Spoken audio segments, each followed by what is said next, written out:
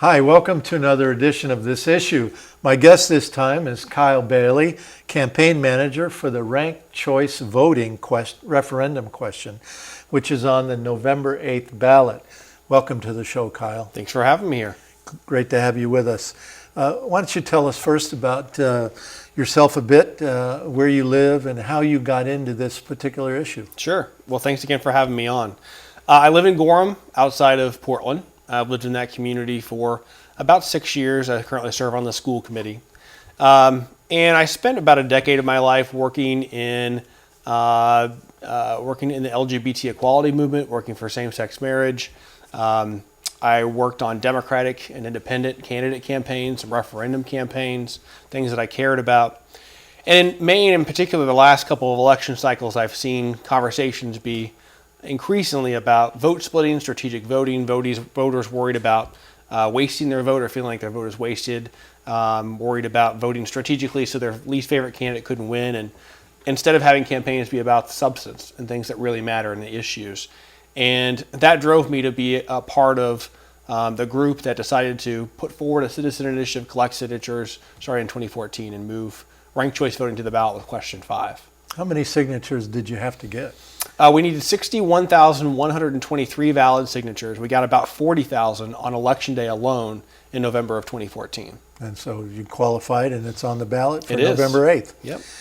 People in America are increasingly disillusioned with politics and our voting system.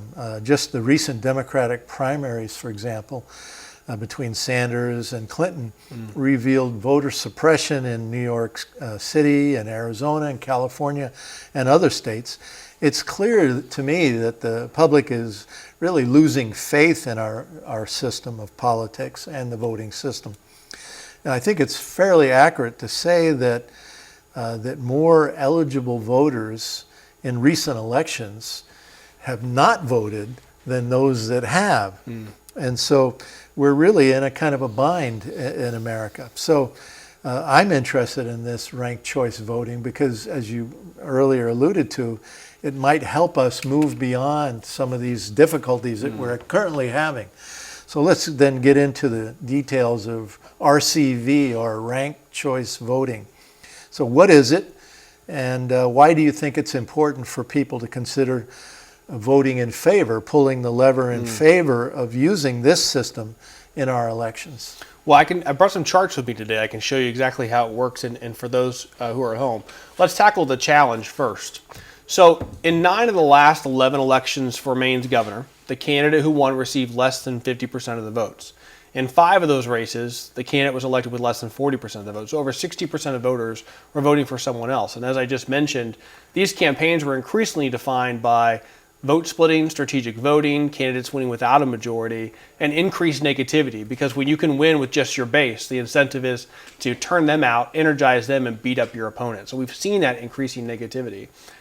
We haven't elected a governor to their first term by a majority vote since Ken Curtis in 1966, and that's a real problem in a representative democracy. So ranked choice voting restores majority rule, and it does so in a way that really gives voters more power and more voice in our democracy. So you as a voter, when you go in the voting booth, here is an example of a race with 3 candidates. You get a chance to rank them in order of your individual preference. So in this example, I like candidate B the best. They share my values. I think they do a great job. Candidate A, I don't agree with on all the issues, but they have character and integrity. I think they do a decent job. Now, candidate C is not my cup of tea. I can rank them or not rank them. My vote will never count for that candidate. And on election night, we simply add up all of the ballots to see who is everybody's favorite choice, not your strategic choice, but your real true choice about who do you think will do the best job as governor, U.S. senator, etc. So what we find is, in this example, is 40% of voters like purple the best, 35% of voters like orange the best, 25% of voters like yellow the best, but no one has a majority. So we look to see which candidate has the fewest first choice rankings, that's yellow. They're eliminated. And we have a runoff between purple and orange. But instead of having to come back to the polls for a whole new election 4 weeks later, we know exactly what you do based on how you rank the candidates. So if you like purple or orange, your ballot sticks right there for purple or orange in this what we call an instant runoff with ranked choice voting. But if you like yellow the best, your vote's not wasted. We literally look at your ballot, see who is your second choice, pick it up, add it to the pile for either orange, if that's your second choice, or purple. And what we find here is that orange actually wins the election, despite the fact they got came in second place in the first round, because there was vote splitting happening here between orange and yellow. And this is the direction in which voters truly want to go. And in fact, a majority of voters are opposed to purple. And so ranked choice voting ensures that candidates who are opposed by a majority of voters can never win, one. And two, you never have to vote for the lesser of two evils when there's another candidate you like the best. If you really like yellow, you can vote for them and not feel like your vote is wasted, not feel like you helped purple win the election. And if your favorite candidate can't win, your ballot simply counts for the candidate you rank second. So it's just like an actual runoff without the cost and delay. Can you leave that up for a minute? Let's just review this, because you went through that quickly. Yeah. And it's a little bit confusing even to someone as simple-minded as myself. So my first choice, let's say, is the yellow person. Yep. All right, that one. My second choice is the orange. That's right. And this is what I would put on my ballot. And my third choice, my least favorite, is the purple. That's right. Okay. And so then you tabulate all these. And so my first choice... Right. Counts for your first choice on the first round. That then goes to... explain again where that goes. You got a chance to actually vote for yellow. They were your first choice. Your vote counted for them. You were inspired to go to the polls and cast your ballot. Knowing that if they couldn't win, your vote isn't wasted. It instantly counts for the candidate you ranked second. So in this example, you liked orange second best. You could live with them, but you really didn't like purple. And so you could vote for yellow without feeling like you were going to help purple win the race, because yellow is eliminated and your ballot now counts for orange, who was your second choice. And what we find is the vast majority of people who liked yellow the best liked orange as their second choice and didn't want purple. And so ranked choice voting ensured that the majority of voters actually got what they wanted in the election. So would you say this system of ranked choice voting is more democratic? I would absolutely say it's more democratic than the system we use now, which is called first past the post, as you know, which can allow candidates to win with 35, 37, 38% of the vote, who maybe are opposed by a majority of voters. And in a representative democracy, we want leaders who are elected more broadly, not elected by narrow bases who are actually opposed by a majority of voters. Doesn't seem very democratic to me. I think this is a vast improvement over the system we have now. Okay. All right. Do you have any examples of where this system is being used today in the state of Maine? So Portland has used ranked choice voting in 2 cycles now and has had great success. In 2011... This is for city elections? It is, yeah, for their mayoral elections in Portland. They first used it in 2011. It was the first time in 87 years they elected a mayor, and thank goodness they had a system like ranked choice voting, because they had a lot of people on the sidelines who'd run into one for mayor. They had 15 candidates in the race. If they hadn't had ranked choice voting, they probably would have elected a mayor with 20 or 25% of the vote, and voters would have been outraged, right, that 75% of voters didn't vote for that candidate. But they had a ranked choice system to narrow down the field of candidates and elect a winner more broadly.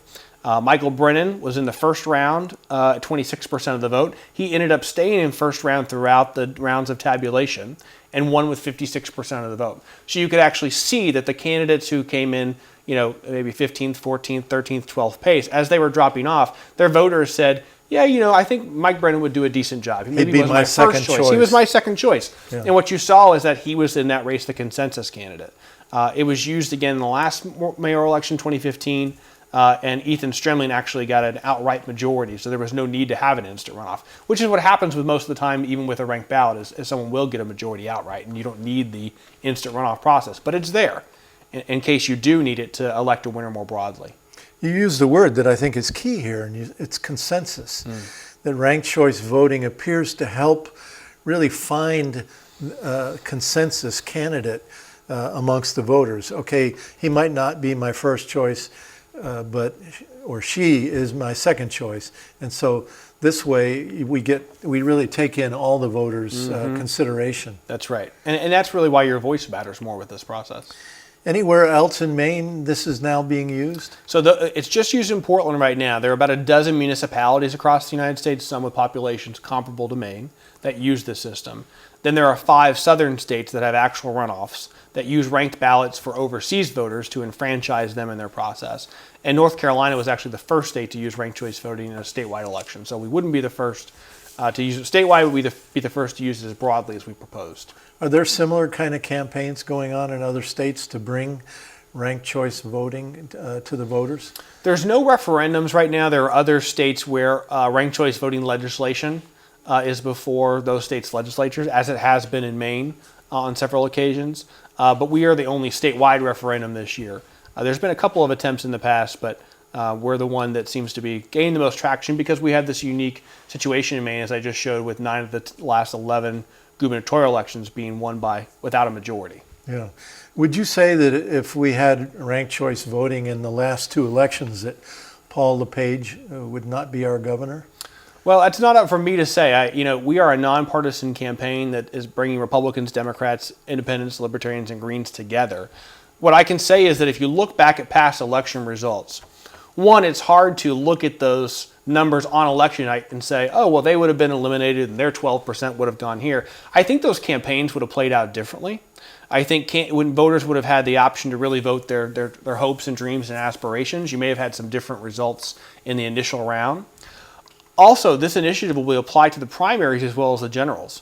So how many times have we seen candidates win party primaries with 30, 32, 33% of the vote? Were they the consensus candidate within their own party? Could we have had different candidates in the general election? And third, and we can talk more about this, but ranked choice voting has been shown to help reduce negative campaigning. So we can improve the civility in our politics. Might we attract more and better people to run for office who right now don't want to jump in the arena because their name will be dragged through the mud? Let's talk about that because, again, I think that's a key point, more civility. Because if you're running for, let's say, governor, and you need second... second choice, yeah, you want to bring this one back up? You need a lot of second choice votes in order to win, right? Right. So you're not going to go around being nasty. That's right. Talking a lot of trash. You're going to try to stick to the issues because you've got to win over not only people that rank you as first, but in order to win, you've got to win over people that make you second. That's right. And you've got this example right here, right? In this election, purple and orange would have both been trying to reach out to people who like yellow the best to ask them to be their second choice. And, maybe polling showed that it was unclear who would come in second place. So then you've got purple reaching out to orange as well, voters who like orange the best, saying, if I can't be your first choice, can I be your second? So it fundamentally changes the way campaigns are run. I can just tell you a quick story. In Portland, both Michael Brennan and Ethan Strimling, the current and former mayors, also served in the legislature, and so they've won first past the post elections the way we vote now, and they've won ranked choice. They said when they ran for the legislature, they'd knock on doors, they'd see a lawn sign for their opponent. They'd skip that door and go to the next door. But they couldn't do that with ranked choice voting. They knocked on that door and talked to that voter and said, if I can't be your first choice, can I be your second choice? And they knew in their minds if they crossed the line in that campaign and did a personal and negative attack, that voter was less likely to make them as their second choice. So negative campaigning can backfire under the system. It doesn't eliminate negative campaigning, but it can help bring some more civility to our campaigns. That's great.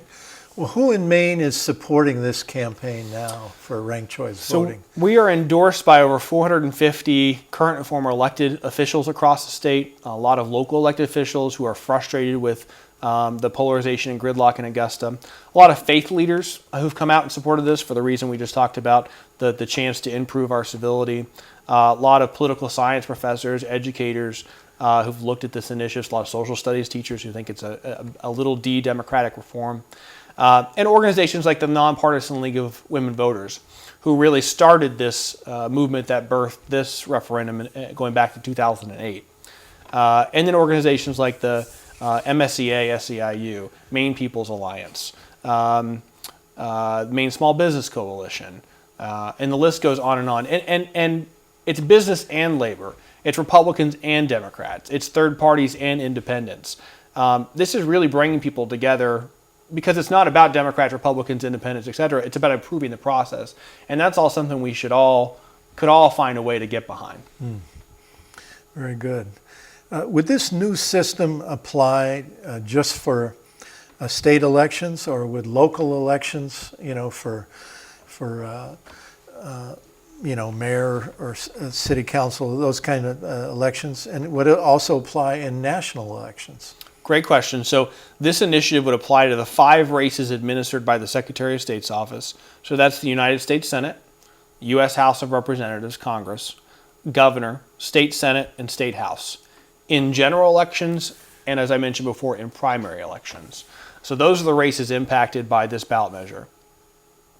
And voters would be able to rank up to 6 candidates in those races. Okay, all right, good. Although I will say, if local governments wanted to adopt ranked choice voting for local races, they certainly could. The software, the technology, the ballot processing, et cetera, will be there and make it not cost prohibitive for towns to do that. But local governments get to decide how they want to elect their local folks. Has there been any polling in the state on how the public right now feels about ranked choice voting referendum? There has. There's been a couple polls that show our support right around 60% among likely voters this November. And we're winning, Democrats, independents, moderate Republicans, liberal Republicans across the political spectrum. I'm really proud of that. Yeah. Who's funding the campaign? So Maine people, we have just over 1,900 donors. Our average donation is $50. We've had something like 100 house parties across the state. And we're really proud of that, we actually, about 80% of our signatures as well were collected by volunteers, which is almost unheard of. So we're really proud to be a grassroots campaign. How many staff do you have, paid staff? We have 3 full-time and then 2 part-time folks on the campaign. Yeah. Yep. And what's been the strategy besides house parties to bring the public into this whole issue? So we learned through signature collection that people who'd heard about ranked choice voting overwhelmingly supportive, but that a lot of people needed more information. So we've done a lot of house parties, somewhere in the ballpark of 375 letters to the editor and a majority of Maine's newspapers. Our coalition has been knocking on doors, making phone calls, doing educational forums, speaking to Rotary clubs, Lions clubs, any group that will take us, and any group that may be interested out there that has a connection, we'd love to come and talk to your group and explain to folks how it works. Because we know if we just educate voters about what it is, people are overwhelmingly supportive and think that it just makes common sense. What are the most frequently asked questions that someone that, needs more information usually ask? I think one of the questions we get is, will voters find this confusing? I can figure it out. I know how to rank the candidates, but will my neighbor? Well, the answer to that is yes. So all the exit polling and surveys from places that have ranked choice voting, one, show that voters overwhelmingly support it and prefer it to the old way of voting, the first past the post. But that 90, 94, 98% of voters thought it was easy or very easy to understand the ballot and the instructions. And the exhausted ballots, the overvotes, undervotes, the spoiled ballots, is comparable in terms of a percentage of overall ballots cast as the current way we vote. That's one. Some people will say, can I strategically vote for just one candidate? Will that help them? The answer is no. I mean, you can certainly just vote for one candidate if you want and rank you them. don't have to rank. You absolutely don't have to. Just knowing that if your favorite candidate doesn't make it and they're eliminated, well, under either system, your candidate's lost. But under ranked choice, you do have a chance to express your second choice. You still have some and influence. Participate. That's right. Yeah. Yeah. Can we do ranked choice voting without electronic voting machines? Because there's growing mistrust, including myself, frankly, about the possibility of hacking voting machines to change votes one way or the other. So is it possible to do sort of a paper ballot without using the machines with this kind of system? So with ranked choice voting in question 5, we keep the paper ballot. It's always there. Right now in Maine, about 80% of ballots are run through tabulators that scan the result and produce the ranking, the election night results. So that's the short answer to that question. And the bigger question you ask is, could you do it with just paper ballots? Sure. I mean, Ireland, for example, uses ranked choice voting, and they count all the ballots by hand. Can it be done? Yes. In the state of Maine, it may be cost prohibitive to do that, but those are really questions that will be part of the rulemaking process. So after a referendum is passed by the legislature or the people, it's kind of the benchmark, right? And then the policymakers in Augusta and the various different administrative offices really go to work putting together processes and procedures. And there's lots of opportunity for public input. So if you or others feel that way, I would strongly encourage you to participate in that rulemaking process, because that's where those decisions will be made about, relying on technology, hand count, et cetera. Is that done by the legislature or by the governor's office? It's actually administered by the Secretary of State's office. Does a public process around rulemaking. So the voters say, we want this, right? With some pretty big guidelines about how we generally want it to work. And then those who are experts in election administration, the Secretary of State's office, go to work to implement it and come up with the rules and processes and procedures for town clerks, election administrators, et cetera. Yeah. You mentioned Ireland. You said Ireland uses ranked choice voting? They do.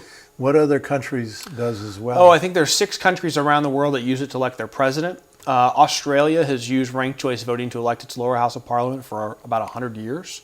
So it's a New England invention in the late 1800s, but you saw it take off around the world in parliamentary systems where they already had multiple parties. And this phenomenon in the United States of having increased independent and third-party candidates, particularly in Maine, in the last 4 decades or so, has brought us to a point where we have a ballot that's designed for 2 candidates, but we have more than 2 candidates. And so it's taken off around the world and kind of coming back home to New England. Yeah. Could you one more time, Sure. Somebody might have just tuned in, one more time review the how ranked choice voting works? Sure. How you, when you go into the booth, Yep. what you do? Yeah. So you as a voter get a chance to rank the candidates in order of your individual preference, from your favorite to your least favorite. So you walk into the voting booth and you have candidates A, B, and C. You really like candidate B the best. They share your values. You mark them as your first choice, but you get a chance to express your opinions about the other candidates. So in this example, candidate A knocked on your door. You don't agree with them on all the issues, but they would probably do a decent job. They're really your second choice, and so you fill them in. Now, candidate C is not your cup of tea. You don't care for them. You can either rank them as your third choice or not rank them at all. Your vote will never count for them. And on election night, we just simply add up all the votes to see who is everybody's first choice. Who do you really like the best, think would do the best job in that office? So here's an example where 40% of voters like purple the best, 35% of voters like orange the best, and 25% of voters like yellow the best. Now, no candidate has a majority. No candidate has reached that 50% plus 1 threshold. Under our current system, we just say purple won, but ranked choice voting says, is that what the will of a majority of the people is? So unfortunately, yellow's in last place. They're eliminated. And if you like yellow the best, your vote's not wasted. It counts for the candidate you ranked as your second choice. So we literally look at your ballot and say, who do you like best between purple and orange, the remaining candidates? Pick up your ballot, move it to the pile for either orange or purple, your second choice. And so at this point, we see orange is actually the preferred choice when you narrow it down to purple and orange, the top vote getters, because there was vote splitting happening between orange and yellow. Maybe they're like-minded voters, like-minded candidates who come together through a consensus process with ranked choice voting, and we get the candidate who's more broadly supported by Maine people. And what we find here is that a majority of voters are actually opposed to purple. They do not want purple. Under our current system, purple could win. Under ranked choice, they can't win. And again, you used the word consensus. So ranked choice voting helps us find the true consensus, or it's not 100% consensus, but you could say it's a true consensus of what the voters really want. Absolutely, at least the majority, right? We restore majority rule. Yeah. And I think, one of the things we don't have in our politics, and you kind of alluded to this earlier, is consensus. I mean, in government in particular. If we can improve the way our campaigns work, how candidates treat one another, how voters engage with candidates and candidates with voters, and even voters engage with one another, might that help to restore some civility and make compromise no longer a dirty word in the governing process? That's our hope. I know of no research that kind of clearly articulates that, although there's plenty of stories across the United States where mayors and others have said, running under a ranked choice system made me think a little bit differently about how I governed. Yeah. And I think that could be a really positive thing for our state. Great. So what we're talking about here then is on the November 8th ballot here in Maine, at the time of the big national election, there's going to be several referendums on the ballot, but one of those referendums will be ranked choice voting, November 8th, and people have the opportunity to really change the way we do elections, which I think is for the better.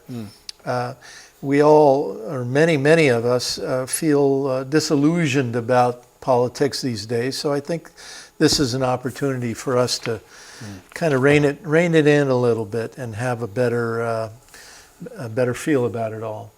So we still have a few minutes left. Is there anything else you want to say, something that maybe we've left out? Well, I think you really touched on it, that this is a better system. There is no silver bullet, and we ought to probably look at a number of different reforms in a number of different areas. But some of those will take years or decades or change to the Supreme Court to make happen. This is going to be on the ballot in 2.5 months. This is something we can do now to change the way we elect our leaders and improve the process. So you never have to vote for the lesser of two evils when there's another candidate you really like. You have the freedom to vote for the candidate you like the best without worrying you'll have to elect the candidate you like the least. And I think at the end of the day, we all have a responsibility to vote to make our state and our country a better place for our kids and grandkids. And ranked choice voting is a positive change that we can implement now that'll give Maine people more voice and more choice in our democracy.